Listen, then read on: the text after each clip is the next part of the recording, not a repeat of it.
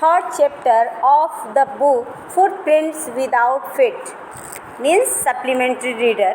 Third chapter is The Midnight Visitor written by Robert Arthur. Robert Arthur के द्वारा लिखी हुई यह कहानी मिडनाइट विजिटर, आधी रात के जो विजिटर हैं, आगंतुक है, उनसे रिलेटेड ये कहानी है. First of all we have to know about the author. Robert Arthur Jr. was an American writer of mystery and speculative fiction.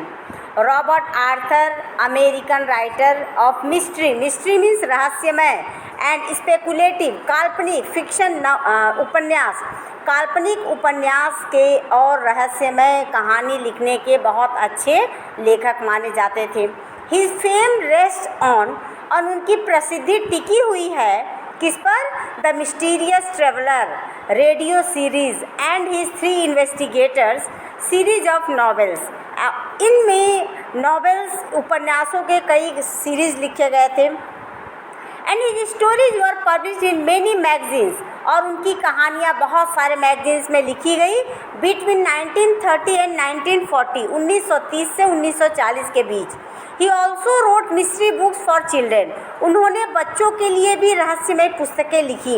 He was twice honoured by the mystery writer of America, और उन्हें दोहरा सम्मान मिला mystery writers of America, America के कुछ रहस्यमय लेखकों के द्वारा.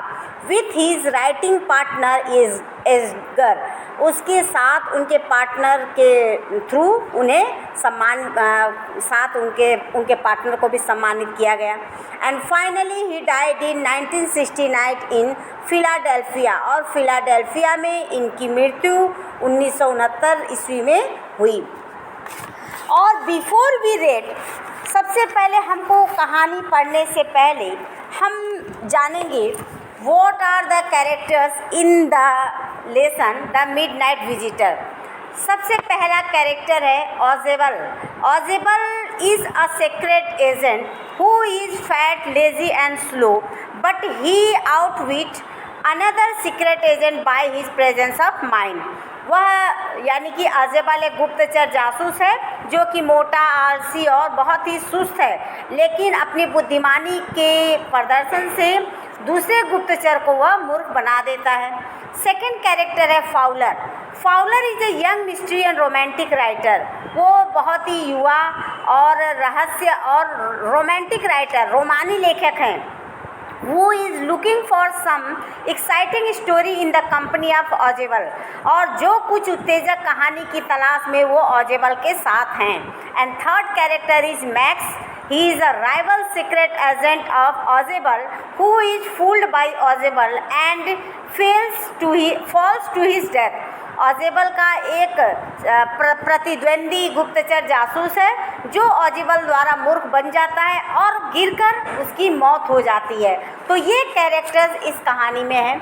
इस कहानी में जो कैरेक्टर्स है इसमें ये दिखाने की कोशिश की गई है.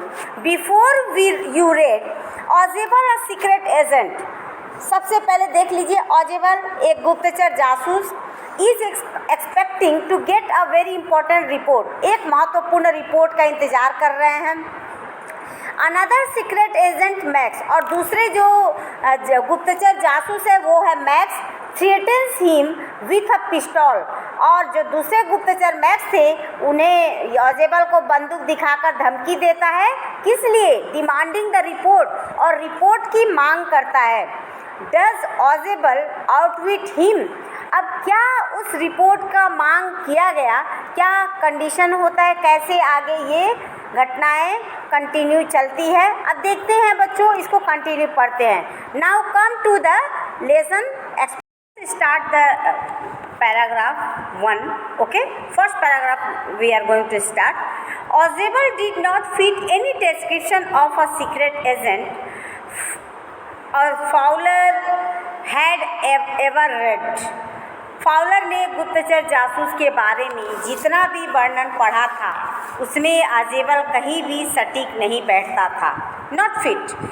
Following him down the musty corridor of the gloomy French hotel where Ozebel had a room, और जो भी एक अंधकार में फ्रेंच होटल के बहुत ही इसमें गंदगी वाले गलियारे में आजेबल का अनुसरण करते हुए जहाँ उसका कमरा तक जाने के लिए Fowler felt let down, Fowler निराश महसूस कर रहा था वहाँ तक जाने के लिए, उनके कमरे तक। Because it was a small room, क्योंकि वह बहुत ही छोटा सा कमरा था। On the 6th and top floor, जो छठे और सबसे ऊपरी मंजिल का छोटा सा कमरा था। And scarcely a setting for a romantic adventure, और किसी रोमांचक कार्य के लिए उपयुक्त स्थान वह नहीं था। आजेबल वॉज फॉर वन थिंग, आजेबल एक तरफ बहुत क्या था, फैट था, फैट, वेरी फैट, बहुत मोटा था। And then there was his secret, और फिर उसका उच्चारण भी अजीब था, अजीबोगरीब था, accent. And then there was his accent, और उसका उच्चारण भी बहुत अजीब था, मोटा के साथ साथ उसके शब्द भी क्लियर नहीं थे।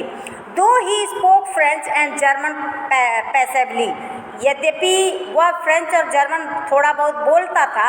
ही had never altogether lost the American accent he had brought to Paris from Boston 20 years ago, और वह परंतु उसका जो अमेरिकन उच्चारण पूरी तरह समाप्त नहीं हुआ था, जिसे वह 20 वर्ष पूर्व बॉस्टन से पेरिस लाया था।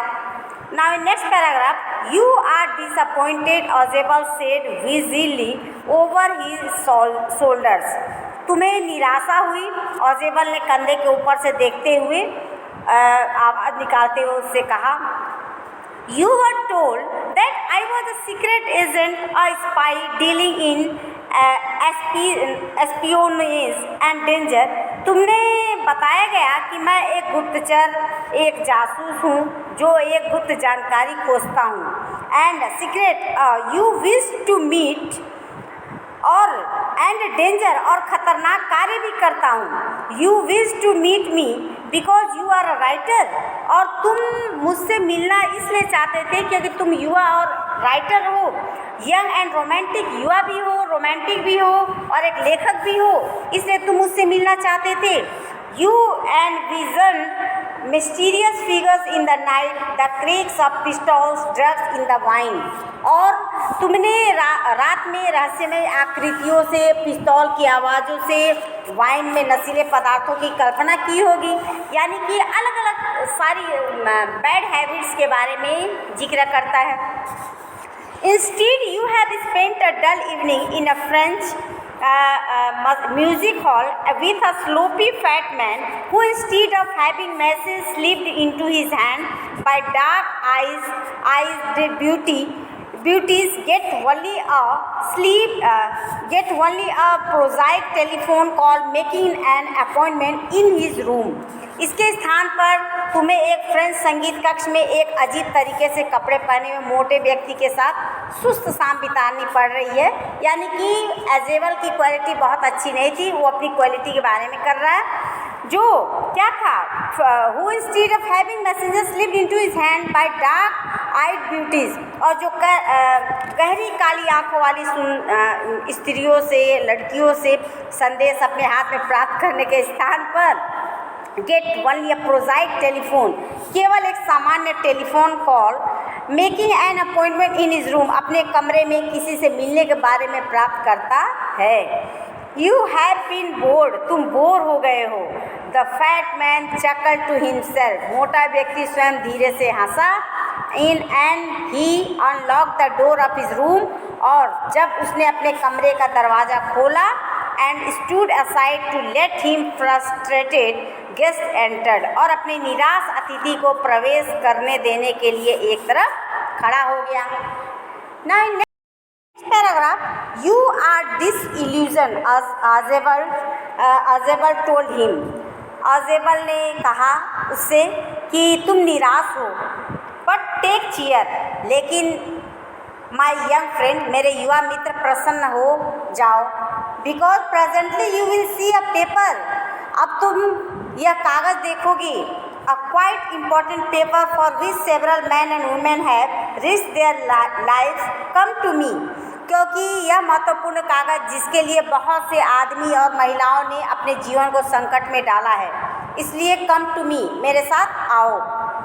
Some day soon that paper may well affect the course of history.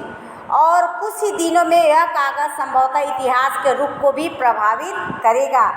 In that thought is drama. और यह विचार नाटकीय है. Is there not? क्या यह नहीं है? As he spoke, बोलते बोलते अजेबल closed the door behind him. अजेबल ने पीछे से दरवाज़ा बंद कर दिया. Then he switched on the light. और उसके बाद स्विच ऑन किया अपनी लाइट का. And as the light came on, जैसे ही लाइट जली, Fowler had his first authentic thrill of the day. Fowler का दिन का प्रथम वास्तविक रोमांचिक मिला. थ्रिल का मतलब रोमांच मिला. क्या? For halfway across the room, a small automatic pistol in his hand stood a man. उसके बाद क्योंकि कमरे के बीच में एक छोटी सी स्वचालित पिस्तौल लिए हुए एक आदमी खड़ा था. ऑजेबल ब्लिंक्ड अ फ्यू टाइम्स. ऑजेबल ने कुछ समय तक आंखें झपकाई. And Max he wheezed. You gave me quite a start. Max वह जोर से सांस लेते हुए बोला कि तुमने मुझे डरा ही दिया. आई थॉट, मैंने सोचा, यू वर इन बर्लिन, कि तुम बर्लिन में हो. What are you doing here in my room. तुम यहाँ मेरे कमरे में क्या कर रहे हो. Max was slender, a little less than tall, with features that suggested slightly the crafty pointed countenance of a fox. और उसके बाद फिर तुरंत मैक्स थोड़ा सा लंबा पतला व्यक्ति था. उसे कोने में खड़ा हुआ देख के पहले तो घबराया, फिर पूछा कि यहाँ तुम क्या कर रहे हो. थोड़ा जिसकी शक्ल सूरत थोड़ी चालाक एवं धूर्त लोमड़ी जैसी थी. और बंदूक के अलावा उसके पास क्या था. There was about aside from the gun nothing specially menacing. वह बंदूक के अलावा उसे डराने जैसा विशेष कुछ भी नहीं था. The report, he murmured. वह बड़बड़ाया कि report. The report that is being brought to you tonight concerning some new missiles. और यह रिपोर्ट जो आज रात तुम्हारे पास नई मिसाइलों के बारे में आने वाली है. आई थॉट, मैंने सोचा, I thought I would take it from you, कि मैंने सोचा कि मैं तुमसे वह ले लूँगा. It will be safer in my hands than in yours. तुम्हारी अपेक्षा वह मेरे हाथों में अधिक सुरक्षित रहेगी. अब देखिए यहाँ किस तरह से अजेबल से अपनी धूर्तता दिखा रहे हैं. अब देखते हैं इन नेक्स्ट पैराग्राफ.